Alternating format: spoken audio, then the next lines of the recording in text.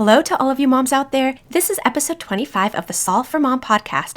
I'm your host, Anoki Kapasi. When people ask me, Anoki, how are you doing? My response is usually, I've been really busy. And if I'm being really honest, I can't actually think of the last time that I wasn't busy. I think there's something about me that really likes to be busy. And for you high-achieving moms out there, I know this sounds familiar. It's one of the reasons that we look for productivity tips, right? We want to maximize doing more in less time.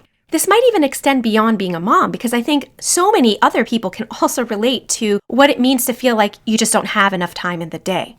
But I think clearly many of us actually don't mind being busy. I'm wondering whether we've actually stopped to think about what is keeping us so busy. Are you doing the things in your day because those are the things that other people have decided for you to do? And are you busy with obligation, whether it's for work or for family? Or is that time that you would have preferred to spend in a different way?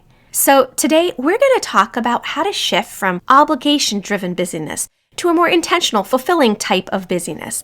Really, we're talking about being busy, but making it so that you're free to be busy with what you want to do. Welcome to the Solve for Mom podcast. Do you love spending family time together every day, but realize that your own interests have fallen to the wayside? Do you have a long list of things you wish to learn, but you're so tired from trying to balance it all on your own and frustrated from not planning ahead to make it happen? Have you been mom for so long that you've lost track of who you are as an individual? Hi, I'm Anoki. I'm a PhD biomedical researcher, homeschooling mom, and life coach. I too poured myself into being a mom and thought I had to stop doing the things that I love to do. I was struggling to make time for myself, had lost my sense of direction, and kept second-guessing myself. I wanted to take back control of my purpose and passions, but I kept telling myself there'll be plenty of time for that later. Until I did what was natural to me. Using the methods of a scientist, I created plans to prioritize my values, organize my time, and take action towards my goals. If you're ready to go questing for your purpose, level up your learning, and confidently pursue your passions while still being the awesome mama that you are, you're in the right place. In this complex equation we call life, it's time to sharpen our pencils and our minds and solve for mom. It's pretty obvious, for better or for worse, that busy is an adjective that we commonly connect with moms. I mean, I hear stay-at-home moms and working moms, homeschooling moms, new moms, and also more seasoned moms, moms of adults, who all refer to themselves as being busy. That's why I want to take a moment and define what we mean by busy. I think there's a difference between being busy and then being free so that you can be busy. To me, being busy is being overcommitted and exhausted and stuck in this cycle of have-tos and shoulds and overwhelm. The kind of busy that I like is when I'm doing things that I'm fully engaged and present. They're activities that I choose to do, I love to do, and I feel like I'm getting closer towards my goal. It's a kind of paradox, but you have to be free so that you can be busy. To some degree, we've kind of made busyness a part of our identity. And as I said before, I personally don't think that being busy in and of itself is the problem. It can be, but not always. Busyness is a problem when what you're doing is causing you to be overwhelmed and it's coming at the expense of your own well-being. It's a problem when you're keeping yourself busy for the wrong reasons. If you're doing it because you want to show proof that, hey, I'm productive, or you feel like it's increasing your self-worth, like it's some sort of status symbol to be busy. Perhaps you're keeping yourself busy because you feel like it adds importance to your day. We're always sharing how busy we are and what our achievements are, and not just in person. We're sharing this online and we're posting on social media. All of this just reinforces that we should be busy. Remember, doing things without knowing the purpose behind it, that's a problem. That was actually the topic of my very first episode of this podcast. Being busy for the sake of it might make you feel like you have some control in your day, but it can also give you a false sense of purpose. That type of busy is just going to lead to burnout and anxiety, and you're really going to find it difficult to find that balance that you're craving. Now, another reason we might keep ourselves busy might be a more external reason coming from societal pressure. Sometimes there's this impression that you're not a good mom unless you're that ideal super mom, that somehow you're less than if you're not that mom who can do it all. Maybe unfairly, sometimes work just gets dumped on us, right? I've had people in my own family who've looked at me and said, oh, she's the mom. Well, she can do it. And sometimes in Western culture, we've started to equate resting and taking personal time as a sort of laziness. So on top of the superficial reason and the external reasons, there's also one more reason that I want to point out, and that's mom guilt. It's an internal thing, but it's a very real thing. The American Time Use Survey from 2023 actually pointed out that women spend less time than men on leisure and sports. I think sometimes we feel selfish for wanting time for our own personal interests or, gasp, even rest. This is where we actually need to flip the script. Have you ever thought about how doing things for ourselves is actually helping us do more in our day or even more for others? Well, mom guilt is actually a topic on its own, but a good place to start is episode 9, Why Making Time to Prioritize Yourself is Serving Your Family. And I've linked it in the show notes for you. Now, you all know that I talk about optimizing and customizing your day and how that's actually connected by first customizing and creating a life that you want. Now, I can imagine why some of you might think, well, that's a type of way to make yourself just more busy. But it's actually the opposite. Most of us are not looking to have day after day of just open time. I think what we're most likely looking for is that you have open time so that you have a choice in how you're going to spend your time. So that's what we're going to go deeper on today. How to break free from that cycle of being busy with chronic overwhelm and obligation to a life where you're free to be busy in the way that you want to spend your time. Hi ladies, I know you're here because you really want to get your life together, but it just feels so overwhelming. See, I get it. You know that you need to find more time and plan your days out and get a little more organized so you're on top of things. But you're also thinking, I can't do this because it's going to take forever. It's so complicated and I'm already drowning here, so how am I going to find the time to do more things? Listen guys, let me make this easy for you. I have a free Planning Time to Succeed workshop. I'm going to walk you through exactly how to figure out where your time is really going. We're going to align your time with your goals and actually create more room in your day for things that matter the most to you and the things that bring you joy. I promise you, no expensive planners, no digital apps with multiple logins, definitely no guilt trips for wanting more me time. Just practical step-by-step strategies that fit your life. You don't need to add more to your already full plate. What you need is to learn how to clear off your busy time clutter and make space for what actually matters. So in this workshop, we're going to do a simple time audit together to spot out what's working and what's not. I'm going to teach you how to define your version of success and set up your day to actually move toward it. And you're going to leave with clear next steps and one small action that you can take immediately to see progress. Let's just stop making our lives so much harder than it needs to be. Instead, let's use a plan that's simple, strategic, and actually doable. I would be so honored if you joined me for this live event on Tuesday, March 4th at 8 p.m. Eastern Standard Time. This is the Planning Time to Succeed workshop. Oh, and did I mention there's going to be a fun door prize? Of course, the real prize is that you're going to walk away feeling You'll also so much find that in almost anything that I teach, the first thing I recommend is to build a foundation of self-awareness. It's time to plan for your success. So we register now using the end link up in the this show notes to save your seat. Busy mindset. Can't wait to hang out with you. And I want you to become self-aware of that, because the only way to shift it is to first know when you're doing that, right? So here's a quick exercise. In the next 24 hours, track how many times you say that you're so busy or think about how busy you are. And then every time you say I'm busy, ask yourself, am I busy with what I want to be busy with? This is a kind of mindfulness practice. We love mindfulness in our home because it really only takes a couple of minutes and it's just so freeing. And if you're new to the concept of mindfulness, this is where you just kind of check in with yourself. I often do this to monitor my emotions or my energy level, or if the day is not quite going the way I want it to, I actually use it as this little trigger to reset. So in the setting of busyness, one example of mindfulness is to perhaps monitor your time or your energy. Now, the second strategy really gets down to the root cause of the matter. It's defining what is important to you and going through this sort of personal priorities filter. We already talked about how there's lots of sources of how we end up busy, or at least with the wrong type of busy. And I think that it really all boils down to not having an intentional plan. And this is why I think life planning is so important for chronic overwhelm and overcommitment. If you don't know what you're working towards, you're always going to feel like everything is urgent, and so you're going to be busy with everything. You want to align your activities with your personal values and your long-term goals, and start doing the things that you're truly excited about, your passions. This is how you spend your time doing things where you really feel engaged and present. You want to make time for activities that actually bring you joy and allow you to relax. Like for me, that's gardening or reading or learning something new or going for a run. When I do these things, I lose track of time and I'm just in such a creative flow. I don't feel this pressure of having to be productive, although I'm actually feeling productive. I want you to understand the difference between doing work that you love, or at least that you don't mind, and then doing work that you just can't stand.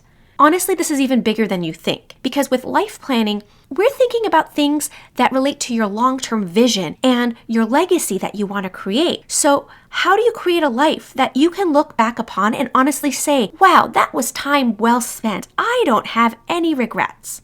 So here's some tips on getting started with this type of thinking. First, list your, let's say, top 3 priorities in this season of life. And then we're going to do a time audit. You want to make a list of all the tasks that are on your plate. These are the things that are filling up your days. And then you want to start analyzing, are these tasks aligning with your goals and the priorities that you just listed? You compare what you want to do with your current schedule and see where is the disconnect. And if what you want to do and how you're actually spending your day don't align, you're going to use that focus funnel that I've talked about before. For the things that aren't aligned with your priorities, you're going to intentionally eliminate or delegate that. And that's exactly what we're going to be doing at my Planning Time for Success workshop on March 4th. So if you want to learn how to do a time audit and use the focus funnel and do this in a fun way with other ambitious moms like yourself, register now. I have the link in the show notes. When we're overcommitted, it makes us feel like time is so scarce. But when you restructure your day so that it's aligned with your purpose, it actually makes you feel like you have more time in the day.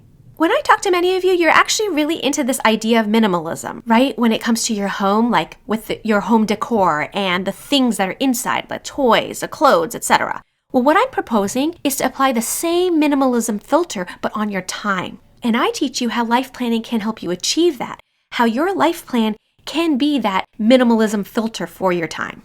The third thing I want you to think about is to stop that reflex that we have to always say yes to everything.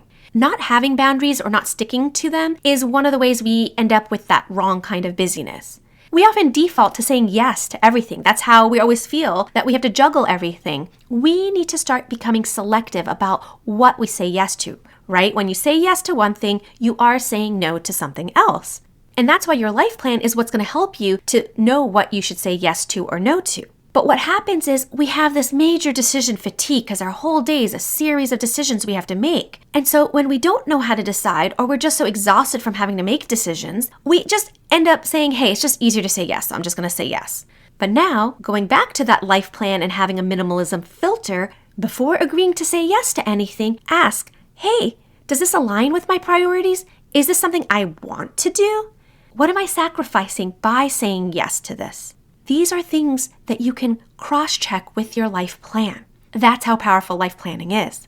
And another thing is if you find yourself habitually saying yes, just, as a reflex, start practicing pausing, right? We do this when we have an impulse to yell at our kids. We're told to pause and sort of take a deep breath. We'll do this before you have an impulse to say yes. And then come up with something that you can say. Like I often say before automatically agreeing to a commitment, oh, I'm not sure. I don't have my phone with me, but I have to check my calendar. I'll get back to you. Now, this fourth one is also super important. You're going to have to build in time to be free to do the things you want. And I know that's a really odd thing to think about, but when you do a time audit, you're also creating time blocks in how you're going to spend your time. So I teach about how to build in buffers, how to build in time for planning, how to build in time to be free. So of course you start by blocking off time for your non-negotiables and your priorities, right? Because you want to make sure you're making progress towards your goals. But you also want to create some open times that maybe aren't so defined, but you have kind of an idea of what you would do if that time was actually protected and available. For example, I use these times to do things for myself. Those could be my guilty pleasures or to rest and relax.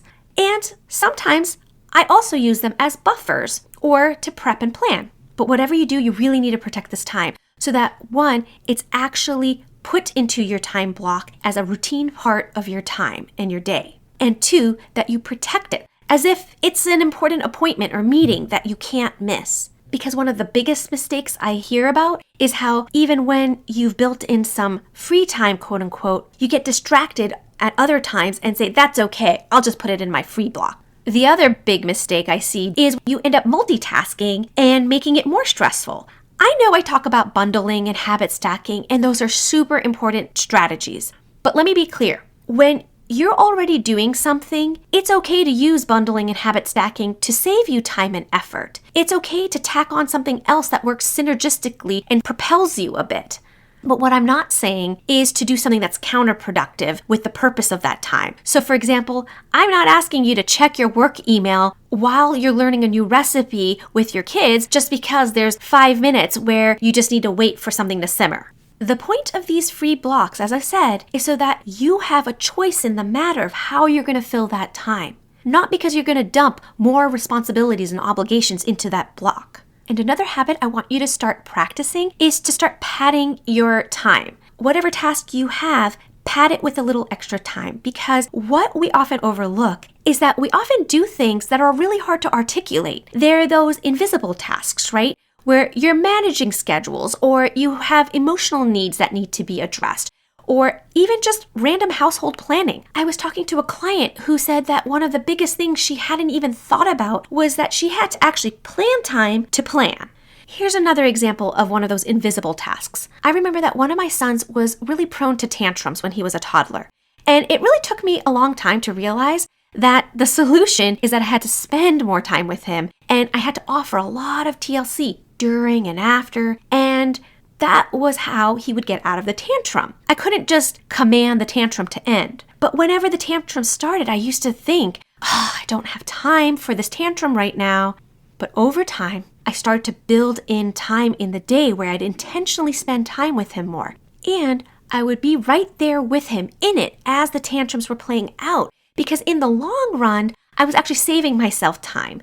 Those uncontrolled fits started to decrease in frequency and intensity as I gave him more time.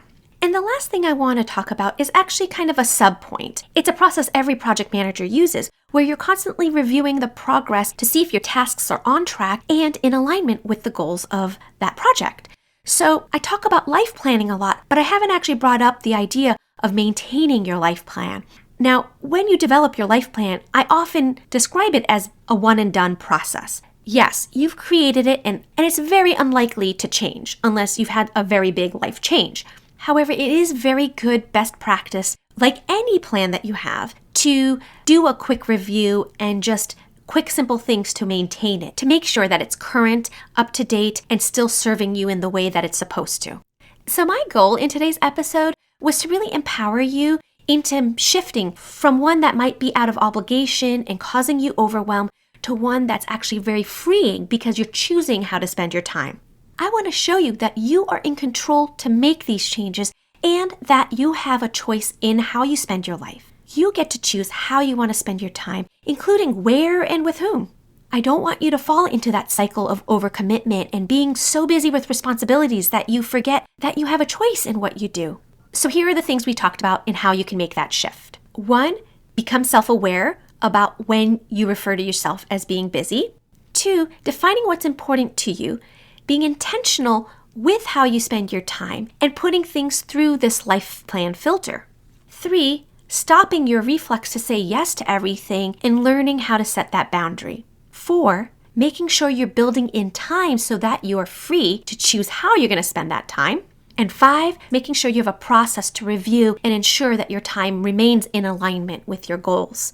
If you're eager to implement all of these ideas from today's episode, a good way to do this would be to pick one for each week. And so for the next 6 weeks, give yourself 1 week to establish the habit and move on to the next strategy. So remember, busyness isn't a badge of honor, right? We're not being busy for the sake of being busy. But what you do deserve is to be busy with the things that bring you joy. So I'd love it if you started today. And actually, I think your future self is also going to thank you. And if along the way you find that you need some extra assistance and support, don't forget I have a one-on-one Balanced Mom coaching program where I can do all of this with you and really relieve you of all of the pressure. So nothing would bring me more joy than to hear from you and help you on your journey.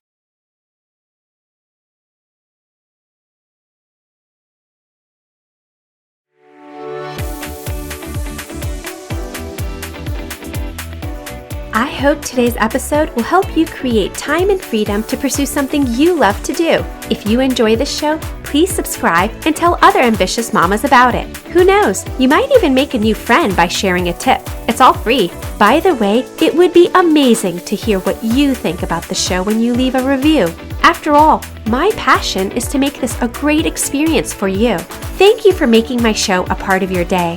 I'll see you next week for another episode of the Solve for Mom podcast with Anoki Kapasi.